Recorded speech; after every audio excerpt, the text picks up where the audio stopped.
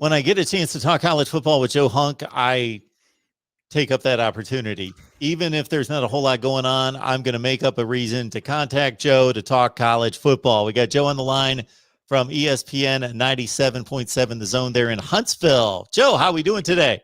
I'm cold. I'm very, very cold. You are. It's actually colder here than where you are right now. And I've also got an amazing backdrop that I normally never have whenever we are talking. So there's some reasons for all this, and my gloves. I'm rocking gloves tonight too, because since you and I last talked, my wife and I have decided to build a new home, and that new home is like directly across from me as we speak. So we moved in with my father-in-law, and that's obviously her dad. And so we're here as the house is being built, and his garage is like the only quiet place in the whole room or in the whole house, because I have a 2-year-old that, let's just say, is very rambunctious and loves to talk and loves to be on camera. So if at any point in time he could do any of that, he is going to. So this is the only place that I can kind of hide and do some video work. So that is where we are right now, is in a garage. And unfortunately outside it is 15 degrees right now in Alabama, which we don't do well with cold weather. So this is kind of unique for us. So sweatshirt, knit hat, as you call it in the North, got my gloves on, and I am warm. So we are set to talk some football, man. I feel privileged that you would go to this extreme to talk to us tonight here. I actually love it. Like, I seriously do. Like, it's really fun. I love the setup because normally it's not that cold here. So in this garage, it's really not that bad. But my wife just got home a few moments ago, and she lifted the garage door. So all the cold air came in to the room like 5 minutes ago. So it hasn't had the opportunity to warm back up. But look, I love it. I think the backdrop is very Tim Allen, home improvement style. So if you would like for me to build you a good offense, I may be able to. Well, they've got that taken care of at Alabama. Now at Auburn, that's another story. So you might need to break out your handyman skills. Look, if we're talking wood here in the caliber, you're talking about how, if we go Three Little Pigs on this, okay, you had Auburn that had the wood house, you had the straw house, and then you had whatever the middle house was, which I think was made of sticks, and then you have the brick. Alabama's building with brick over here, okay, and they've got 2 and 3 level houses with a really nice deep basement, and even they have one of those tornado shelters underneath the garage that you pull your car over. Like, they got one of those. Auburn, on the other hand, they've got the brick there. They just haven't actually really started to build it very well. And so now they're really just starting to build a foundation with some good lumber, and maybe they're going to do a brick home. We don't know. It may be some wood. It may be a log cabin. We're not sure yet, but we know that there's a foundation there that may actually be good. Have I made enough building references with equipment behind me right now to make it worth your while? You did pretty well on that, Joe. You kept going even further than I thought you were going to. You just kept extending.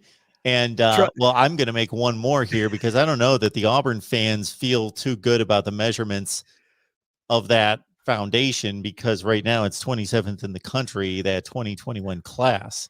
Well, and there's a good reason for Auburn fans to be freaked out. Look, and you had a lot going against you going into these signing days, because one, you had a guy that was leading your first national signing day that basically led a coup to get your head coach fired just so that he could get the job. Then after he was let go, you didn't even really bring in your head coach until a few days before that national signing day. And he really had no staff whatsoever to promise a bunch of kids that they should come here for a particular reason. There was a period of time where this recruiting class was, top 50 maybe. And if you paid attention to Auburn football, they're normally a top 10 recruiting class. And for most other conferences, that's a really good day. But for Auburn now, who finished 27th, which was only in front of maybe like Vanderbilt and maybe Kentucky, that wasn't a really good recruiting class. So that is why the Auburn fans are really upset. See that, but there's a different part of this, and there's a part to this that Auburn fans are not really thinking about right now. In fact, I don't think a lot of people are thinking of, because right now it's not a rule. But with Auburn and even with Alabama to an extent, this is all coming down to what's going to be happening in April. And I'm talking about the NCAA voting on the one-time transfer rule. That was supposed to happen before this National Signing Day. It did not happen. It got backed up to April. And in doing so, you can look at the recruiting class that Auburn brought in, and they only brought in 18. They have the ability to sign 25, which means they still have 7 available scholarships for this class that they can add to it. And if April comes and both the NCAA and the SEC pass this new one-time waiver rule, then Brian Harsin could add a lot of veteran talent to his football team that Auburn has really been needing. So if we go back to the building a house analogy, this is almost like you have that really beautiful house, but it's in a bad part of town. And you just want to move it to a nice field, and you get that huge 18-wheeler and you pull it down the interstate, and everybody's behind it. And they just get all angry because you're driving so slow. But once you put it where you want it, it's a beautiful house with some history on it.